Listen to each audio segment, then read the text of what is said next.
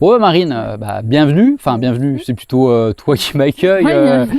Voilà. Ça faisait des années qu'on faisait Zoar avec Marine, ça fait avant Covid. Hein. Ouais. J'avais pas le temps, t'avais pas le temps, on n'avait pas les bonnes dates et ça y est, ça y est. Alors, j'aurais sûrement mis une vidéo avant, c'est comment venir chez Marine. Ça se mérite, hein. Ouais. Marine, elle veut personne. En fait, elle veut, elle dit, vas-y, j'ouvre un café, mais il faut faire, 10 heures de route, de la piste, des trous, une motocross pour monter les côtes, et voilà. Ça se mérite. Ah ouais. Après, une fois que tu es là, tu n'as pas le choix, tu dors 10 jours et 10 jours entiers parce que tu veux pas retourner justement, tu peux même pas. Tu peux pas en fait. D'ailleurs, même moi là, je vous parle, mais je sais même pas comment je vais retourner chez moi parce que là, il y a de la boue de partout, mais bon. On te ramènera. Voilà. Et donc Marie, donc tu as un homestay, un café ou comment? En fait, moi j'ai pas grand chose, c'est mon mari surtout. Moi je lui D'accord. donne un coup de main. Mon mari, on a créé un homestay à la maison. Donc là, pour se situer, en fait, on est au champ de famille, D'accord. des parents du grand frère, des parents de Dédé, de son grand frère. D'accord. Tout ça, c'est à vous là?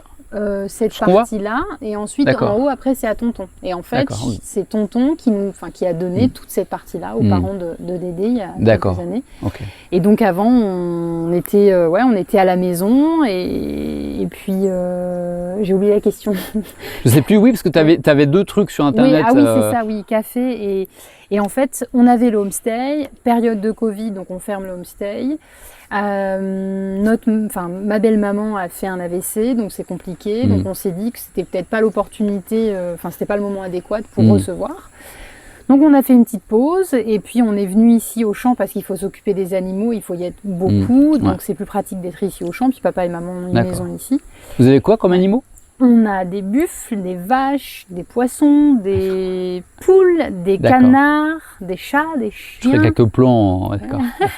Et donc, parce que les gens, oui, tu parles de ton mari, on n'a pas parlé, tu es marié donc, c'est ça? Oui, je suis mariée à Dédé, oui. Alors, il n'est pas Thaï, il est Karen. Il est Thaï, mais il est d'origine Karen. D'accord. Karen, c'est une ethnie du nord de la Thaïlande et qui vient aussi de Birmanie. Donc, lui, il a des papiers d'identité Thaï. Thaï, exactement. Quand tu es Karen, tu n'as pas de papier d'identité Karen? Non. D'accord. Non, ouais. Ok. Ouais. Non, parce que des gens me disaient, oui, mais les Karen, ils peuvent avoir de passeport, tout ça. Si, parce que tu as des Karen qui viennent de Birmanie, comme le papa de Dédé, c'est un Birman d'origine. D'accord. Mais il est venu il y a quelques années et maintenant il a ses papiers Thaï. Et c'est quoi la différence? Donc les Karen, c'est des gens, ils vivent, ils voyagent Les Karen, c'est des personnes, après je te parle de ce que moi je connais, il y a probablement d'autres choses ailleurs, mais en tout cas les Karen sont connus pour être des personnes des montagnes. C'est des personnes qui habitent au cœur des montagnes.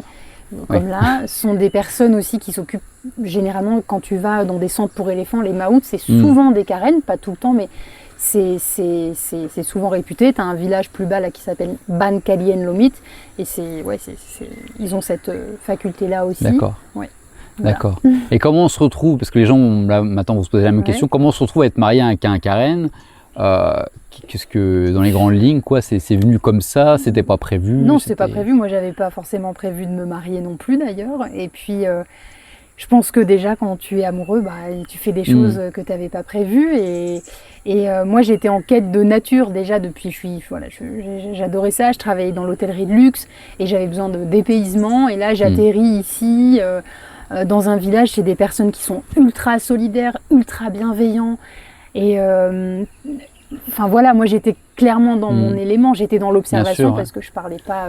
Pour illustrer pour Marine, par exemple, tu peux expliquer par exemple pour le riz ce qu'ils font, ça montre un peu comment ils sont solidaires. Nous par exemple, donc il y a des personnes qui n'ont pas forcément d'argent en fait. On est ici, on n'a pas tous la possibilité d'aller travailler en ville, et donc que ce soit de la repique du riz.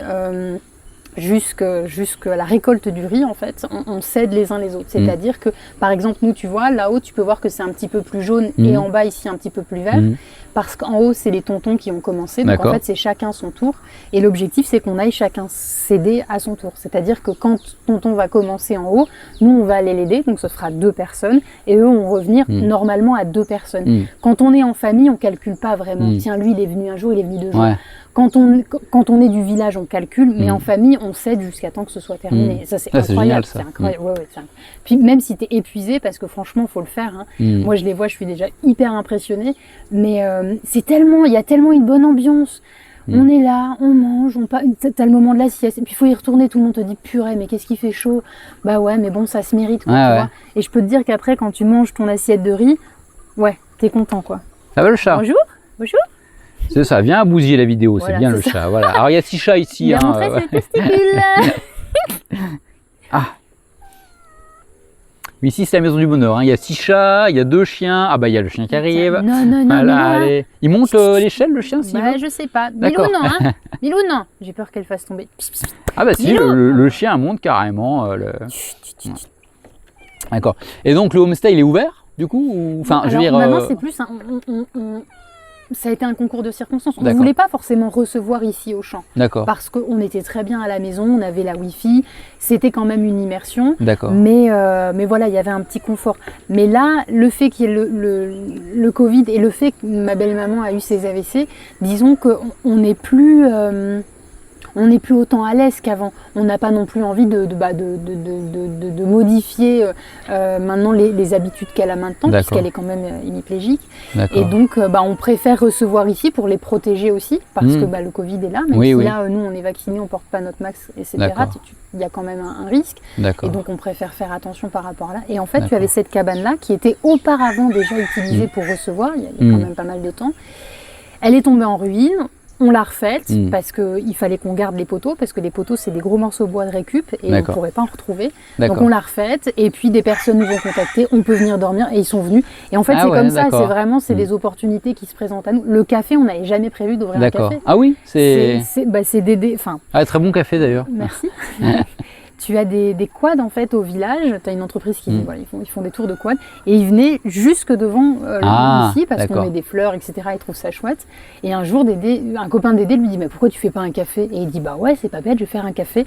Je me réveille un matin à 6h30 du mat, j'entendais taper, je me disais qui c'est le mec là qui arrête pas de taper avec son marteau un samedi matin.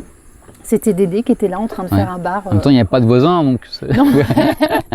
Mais je te jure que c'est plus vivant que ce qu'on croit. Hein. Vraiment, c'est plus parce qu'il n'y a pas une maison à quelques kilomètres, hein, non, c'est des cabanes, un petit peu comme nous. Et donc, se faire un homestay ou se dire je vais vivre là, c'était un choix, une idée? C'est parce qu'il n'y a pas forcément trop le choix pour le travail aussi ici ou... Pareil, c'était une opportunité. Moi, j'ai été prof d'anglais quand je suis arrivée ici, toujours par opportunité, parce que je ne suis pas professeure de métier. Et puis, au bout d'un moment, Dédé voyait que moi, je n'étais pas heureuse, hein, c'est pas ce qui m'épanouissait. M'a dit, bah écoute, on a créé le homestay, parce qu'on a créé ça ensemble. Toujours pareil, par opportunité, parce qu'Instagram, les gens te suivent, ils trouvent que c'est chouette. On aimerait bien venir dormir, donc c'est toujours des opportunités.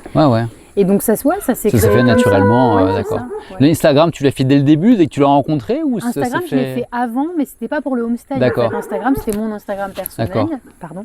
C'était mon Instagram personnel et je partageais mon voyage, puisque à la base, moi, j'étais en voyage. Hein, sympa, ouais. Donc après, c'est venu. T'as pas mal de followers en plus, je vois, il y en a 2-3 000, non, facile. 11 000. 11 000. Ouais, d'accord.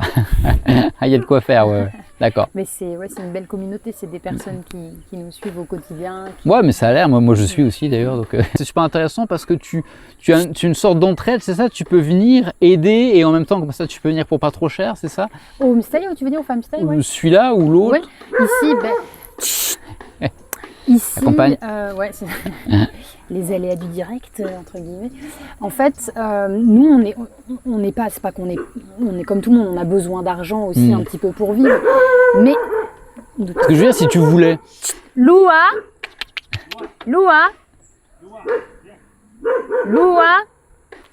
Viens ici. Si tu voulais, tu pourrais vivre en autarcie, je veux dire, avec les animaux, le riz, les légumes. Il y en a qui le font ici. Hein. Tu sais, c'est des chasseurs, c'est des pêcheurs, on a des poissons, on mange nos poulets, etc. Donc, tout est possible. Dans l'absolu, ce serait possible de vivre avec 0 €, quoi.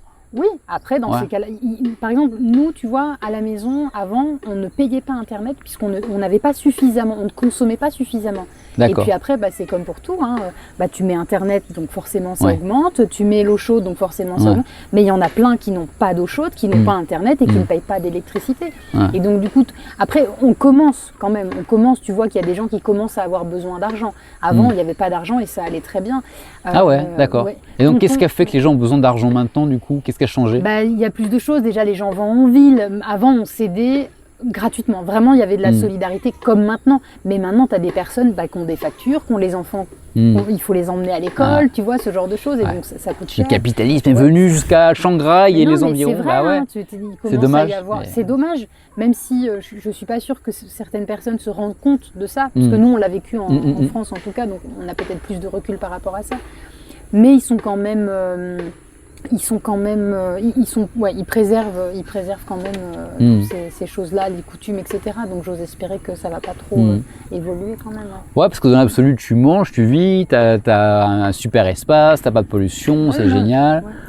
C'est vrai que c'est génial. On se sent chill ici. Moi, depuis que je suis arrivé, je suis. Ah bah c'est. Ouais. Mais il y a quelque chose ici qui fait que. Après, il faut se dire, voilà, si tu viens, c'est pour te poser, pour découvrir ce qu'on fait. Mais moi, tout le monde m'avait dit ouais, tu vas t'ennuyer. Mais en fait, non, parce que tu as un sentiment de bien-être. Je sais pas, t'es bien. Enfin, moi, ça me le fait en tout cas. Et ouais, t'es bien, t'es posé, c'est beau, c'est vert, t'as la nature, t'as les animaux, t'as des trucs à regarder, à faire. Et je sais pas, t'as pas ce besoin d'occupation que j'aurais chez moi où t'as les séries, les jeux, parce que t'as le canapé, puis t'as tes 4 murs, puis qu'est-ce que tu fais quoi.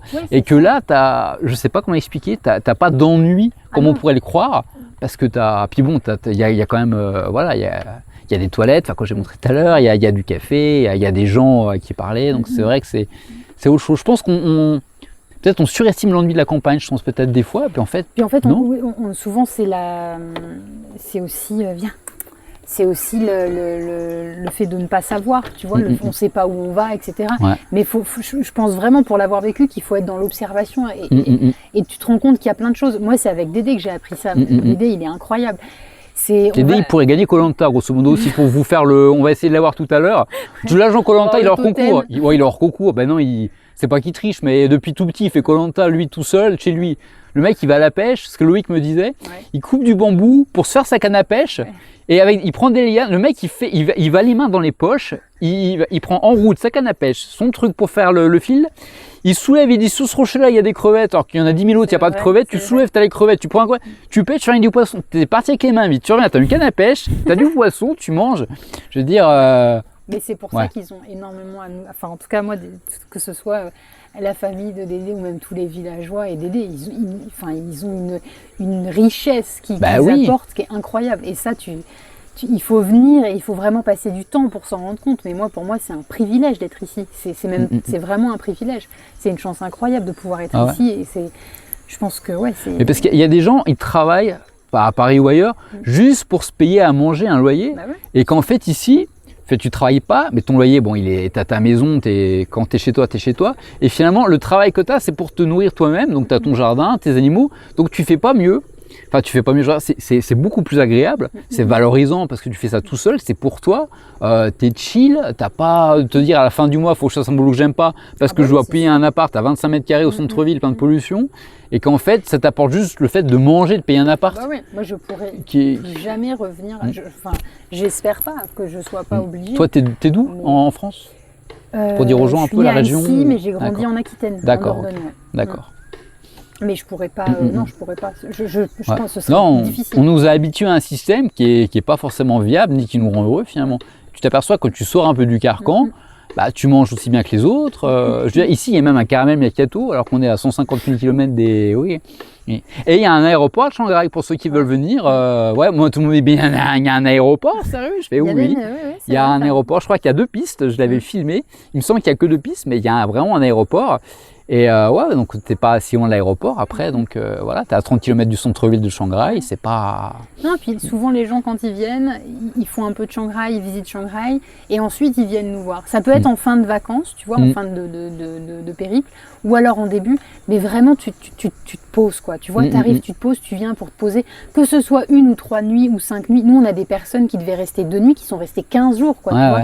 Et moi je me suis dit, je me suis dit qu'est-ce qu'ils vont faire, ils vont s'ennuyer, il y a des enfants. Mais après, il y a tellement de choses à faire, il y a tellement de choses à voir. Pour ça, il faut le temps aussi. Puis Dédé, il leur fait des sarbacanes et tout. Alors comme ça, ils s'occupent. C'est génial. Le volontariat dont on parlait, c'est ça, le volontariat, on dit? Ouais, ou le bénévolat. Nous, il n'y a pas vraiment d'échange d'argent dans ce concept-là. Quand tu as des personnes qui veulent venir pour vraiment, tu vois, pour donner un coup de main, etc. C'est toujours délicat de demander à des personnes qui viennent dormir chez toi, de les faire payer et en plus qui viennent. Les mecs, faire la bouffe là maintenant. On compte sur toi. Mais donc on propose aussi, on nous a demandé, Mm. donc on la propose, c'est vrai, cet échange-là. Il n'y a pas vraiment d'échange d'argent.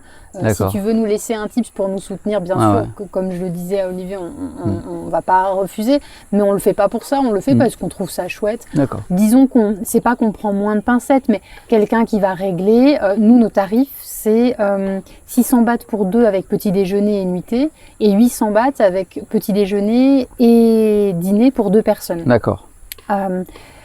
On met un peu plus les formes, tu vois ce que je D'accord, veux oui. dire quand on prépare le petit déjeuner. Moi j'adore préparer le petit déj, etc. Donc on met un peu plus les formes, on fait des choses, c'est pas plus joli, mais disons qu'on pousse un tout petit peu plus. Mais quand les personnes viennent voilà, nous donner un coup de main, c'est pas qu'on met moins de cœur, on fait les choses plus simplement, peut-être même encore plus de façon authentique. C'est vraiment, c'est comme chez nous, quoi. C'est vrai. D'accord, Voilà. c'est cool. Ouais, c'est cool. c'est bien, ouais, c'est bien. Et le volontariat, t'es en mode TED genre le matin, ou c'est comme un workaway un peu? Ouais, c'est un peu pareil. Après, nous, on n'est pas freestyle, mais on est... Enfin, tu vois, il y a le climat aussi. Il y a des personnes qui ont envie d'aider, mais je veux dire, quand il fait 40 degrés et qu'il fait très chaud, enfin voilà, il faut que chacun s'adapte en fonction de l'énergie de chacun. Il y a des moments, des gens vont venir et puis Dédé va être fatigué parce qu'il travaille énormément. Et donc, il y a des moments, il va dire, voilà, moi, je suis un peu fatigué, donc cet après-midi, on se repose. L'objectif, c'est pas de travailler toute la journée. On se donne un petit coup de main le matin, tu vois, on mange, on se donne un coup de main le matin. Et puis après, l'après-midi, tu te reposes, tu fais autre chose. C'est un peu comme une colonie de vacances, en fait, tu vois, où chacun fait un peu ce qu'il veut. Nous, on met juste un point d'honneur, enfin, on met même pas un point d'honneur, mais les gens qui viennent jusqu'à nous, on se respecte, en fait, c'est tout. Ah bah, ils ont du mérite, déjà. Déjà, les gens qui viennent jusqu'ici. Mais, ouais, on se prend pas la tête, quoi. T'as combien de places, là, maximum, en ce moment? Ici, en ce moment, 4. 4, d'accord. 4 couchages, ouais. D'accord. Et Dédé, il a envie, mais Dédé, il a toujours plein d'idées, mais là, il a envie de faire, puisque c'est très typique pour les Thaïs adorent ça, c'est de faire des emplacements pour les tentes. Et donc, voilà, ça trotte en tête. Ouais, mais ça pourrait marcher, ça pourrait marcher. Bah après, le truc, c'est que nous, on n'est vraiment pas, encore une fois, c'est pas qu'on veut pas gagner d'argent, mais nous, on est bien, on est tous les deux, on est papa, maman, on a envie de passer du temps en famille aussi. Après, t'es moins chez toi, Ouais, tu vois, l'objectif, c'est vraiment de... Ouais, voilà, exactement, t'as dit. On reçoit chez nous, on n'est pas un hébergement, tu viens pas dans un hôtel, tu viens chez des amis, quoi, des gens que tu connais ou que tu as envie d'apprendre à connaître. Et on met un point d'honneur à ce que... Il y a 2 choses qui sont prioritaires pour nous. La première, c'est notre famille. C'est la priorité, c'est le bien-être de notre famille. Moi, c'est le bien-être de Dédé, Dédé, c'est le mien. Et de nos parents, et le riz. C'est-à-dire que le riz, c'est notre or à nous. Si on n'en a pas, il faut l'acheter. Donc là, ça implique encore une autre consommation.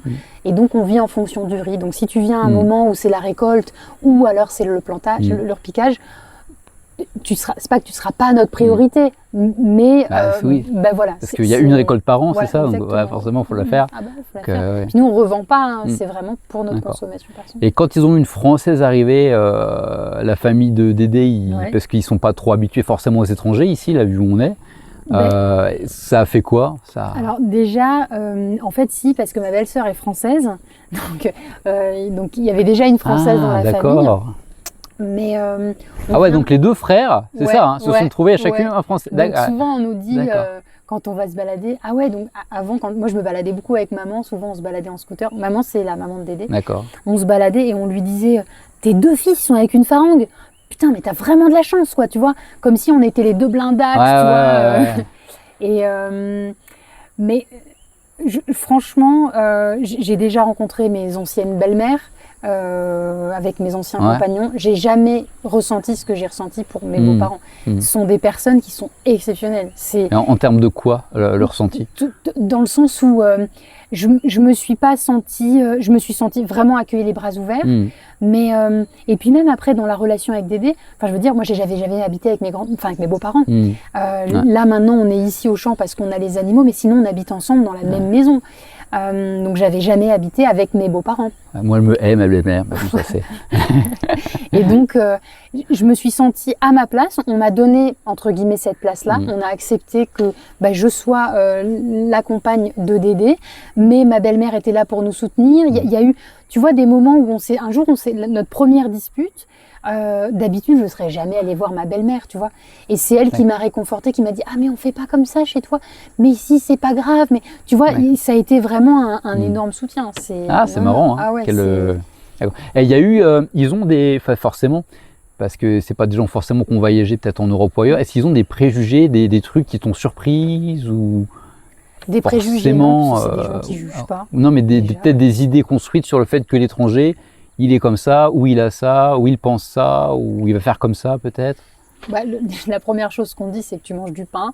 Tu vois, à chaque fois, on me dit « Ah, t'as encore mangé du pain ce matin, mais t'auras pas suffisamment d'énergie pour bosser. » Ça, c'est le premier truc. Et après, ils sont curieux, ils aiment bien. Même si tu vois, ils vont pas tout de suite aller vers toi, ils aiment bien regarder, ils sont super, ils sont vraiment très observateurs. Et mais ils jugent pas. Ouais, ils ont pas forcément d'a priori, non. Non, pas vraiment. Ouais, d'accord. Non. Non. Et puis ils avaient déjà eu une Française avant. Ouais, après on est complètement différentes parce que déjà moi je suis une fille de la campagne, déjà depuis toujours. Et on n'a pas le même âge aussi, tu vois, ma belle-sœur elle a une 50aine d'années, moi j'en ai une 30aine, donc c'est différent. Mais franchement, j'aurais pas pu rêver mieux, vraiment. Vraiment, j'ai pas trouvé une famille parce que j'ai une famille en France et je les aime et c'est juste voilà ma famille qui s'est agrandie. Puis ils viennent te voir en plus. Ta maman elle vient une fois par an, non? J'avais vu un peu. Oui, exactement. Ils étaient là pour le mariage et tout et non, c'est fort. Il y a vraiment eu un lien. Il n'y a pas que moi, si tu veux. Ma belle-mère, elle me disait ma meilleure amie c'est ta mère, tu vois. C'est beau. Ouais et après moi je suis sensible donc ça me donne les larmes et tout. Mais non, c'est fou. Non, c'est vraiment fou. Tu vas me faire pleurer. Mais vraiment, c'est une chance incroyable. C'est une chance incroyable. C'est des personnes géniaux. C'est des personnes qui donnent tout sans rien avoir, qui m'ont tout donné. Moi, il y a eu des moments où je comprenais pas. Il y a des choses que toi, t'as pas l'habitude. Tu vois, moi, j'ai dû chambouler plein de choses sans m'en rendre compte et ils m'ont même pas fait savoir et ils ont accepté, et ils m'ont corrigé entre guillemets. Mais c'est tellement bienveillant. C'est tout, c'est l'éducation, c'est le fait d'être un petit peu en dehors du système, je pense aussi, et puis qui fait que c'est ça, quoi. Est-ce qu'ils ont une sorte de protection contre la vie extérieure pour pas trop se mélanger, justement pour garder un peu cette exclusivité, de se dire il y a ça qui va tout pourrir, il y a ça. Est-ce qu'il y a une sorte de méfiance ou de protection? Je pense qu'il y a beaucoup de personnes qui s'en rendent pas vraiment compte. Il y a encore les Karen, c'est des personnes qui ont tellement un bon cœur. Je dirais pas qu'ils sont naïfs, mais en fait, ils voient tellement pas le mal parce qu'ils ne feraient jamais de mal à personne. Ils n'ont pas les idées mal placées, donc ils n'imaginent pas qu'on peut leur faire du mal, que des choses peuvent leur faire du mal. Et par rapport à la nature, par contre, tu vois, tu as quand même des personnes qui disent ah bah tu vois, avant il y avait plus de ça, il y avait plus de ça, il y avait moins de ça, par rapport aux voitures, par rapport à tout ça. Donc il y a quand même des consciences d'esprit, surtout les personnes, en fait non toutes, tu as aussi bien des personnes âgées que des jeunes, mais ouais. Et pour le climat, ce qui m'a étonné ici, c'est qu'il fait froid l'hiver. Ah oui, il fait vraiment froid. D'accord. Il fait genre combien de degrés en décembre? Il peut faire 0, il peut faire 5 degrés. Pour te donner un titre d'exemple, décembre, janvier, nous, tu montreras, mais nous, on est dans des cabanes en bambou, donc il n'y a pas du tout d'isolation. Et même à la maison, c'est des maisons en bois. On dort avec un bonnet, des chaussettes. On a les pilou-pidou, là, tu sais, les trucs. Vous n'avez pas de chauffage? Non. D'accord. Non, on n'a pas de chauffage. Les Karen, ils ont des chauffages sinon, normalement, ou non? Non, on a un feu. Tout le monde fait un feu devant la maison. Et c'est trop bien. Mais Noël, par exemple, c'est la période de l'année avec mars et avril parce qu'il fait très chaud. Mais Noël, on ne reçoit personne au homestay parce que c'est notre moment à nous. C'est tout Noël. Donc, on est dans un village chrétien, mais tu as des chorales, etc. Et c'est une ambiance. C'est génial. Parce que donc chacun fait un petit feu. Le matin, généralement, d'habitude, on commence à 8h pour bosser. Et là, ça commence un peu plus tard. Tout le monde est là devant le feu. Alors, c'est chez lui, c'est chez lui. Tu t'arrêtes chez tout le monde. Tu t'arrêtes, tu auras toujours un petit truc à manger, du thé. C'est génial, c'est incroyable. Mais donc, tu peux chauffer chez toi, il faut faire un feu en dessous la maison? Non, en fait, on est à l'extérieur, tu vois. D'accord. Et puis, c'est souvent aussi, nous, les cuisines, c'est un peu comme en haut. Tu sais, tu as de la terre cuite au milieu. Mais souvent, on fait un feu aussi dehors parce que ça attire les personnes. D'accord. Tu vois, les personnes qui sont en train de marcher, ils vont passer. Tiens, on peut venir chez toi te prendre de l'eau chaude. Tu peux faire le piquet assiette en fait, manger. Ici, j'ai appris un truc. Moi, en France, quand je mange, je ferme la porte. Tu vois. Oh, n'appelle pas le voisin, il va nous faire chier. Enfin, tu vois. là, ici, tu as quelqu'un qui passe pendant que tu es en train de manger, tu l'appelles pour venir manger avec toi. D'accord. Et quand un jour je dis à Dédé, mais pourquoi tu l'appelles? Les gens viennent jamais. Et ils me disent, parce que le jour où moi je vais passer devant quelqu'un qui va m'appeler et que j'aurai faim, je serai contente d'aller me joindre. D'accord, ok. Ils ont beaucoup, ils ont un très beau cœur. Et un petit truc que les gens vont se poser, c'est comment ça s'est passé au début avec Dédé, parce que la communication, ça se faisait par geste, par... moi qui suis très pipelette, là pour le coup j'ai dû être dans l'observation. Et j'ai beaucoup été dans l'observation, puis après j'ai commencé à prendre un petit peu le taille. D'accord. C'était un peu compliqué, mais non, c'était l'observation, les regards. Tu parles pas Karen du coup? Très peu, non. Je peux te dire, je vais prendre une douche, je vais manger, etc. Mais souvent, les gens au village, je me dis, les gens qui parlent pas bien taille, parce que tu as des personnes qui parlent pas très bien taille, me disent, mais quand est-ce que tu apprends le Karen, etc. Ils adorent, ils font des blagues, ils rigolent tout le temps. C'est proche du thaï C'est complètement différent. Déjà, l'alphabet n'est pas le même, puisque c'est un alphabet birman, et là, on est sur un alphabet thaï. Je l'ai vu en arrivant, il me semble, sur le panneau. Oui, exactement. D'accord. Ok. Tu as quelque chose à rajouter que tu avais envie de dire pour les gens en général, pour que on ne sait pas de quoi la vie est faite déjà, de se dire que rien n'est jamais acquis, qu'on est beaucoup plus fort que ce qu'on le croit, qu'on a une capacité d'adaptation beaucoup plus puissante que ce qu'on imagine. Que vous êtes les bienvenus, vous pouvez venir nous faire un coucou. Mais pas trop quand même. Mais pas trop, parce qu'on aime bien être tranquille. Mais non, voilà. D'accord, ok. Ouais, je te remercie Marine, écoute, ça me fait super plaisir. Merci David.